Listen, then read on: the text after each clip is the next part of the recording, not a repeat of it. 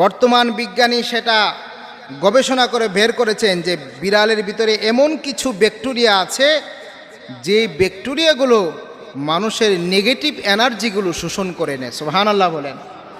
অর্থাৎ মানুষ যখন ঘুমিয়ে যায়, মানুষ থেকে যে নেগেটিভ এনার্জিগুলো বের হয় সেগুলো বিড়াল কি করে নেয়? শোষণ করে নেয়, যার ফলে মানুষের সুস্থ থাকে, সুস্থতা বেশি হয়। এই জন্য গবেষণায় দেখা যায় যাদের ঘরে বিড়াল পারে তারা অন্যদের তুলনায় বেশি সুস্থ থাকে। সুবহানাল্লাহ। যেই ঘরে বিড়াল থাকবে সেই ঘরে জিনের উৎপত্তি থাকবে না। কথাটা কি বুঝতে পেরেছেন? বিড়ালের আরেকটা উপকারী হলো, যে ব্যক্তি বিড়াল লালন পালন করবে তার একাকিত্ব দূর হয়ে যাবে, কারণ বিড়াল এমন একটা প্রাণী যে মানুষের সাথে খেলাধুলা করে। সুবহানাল্লাহ।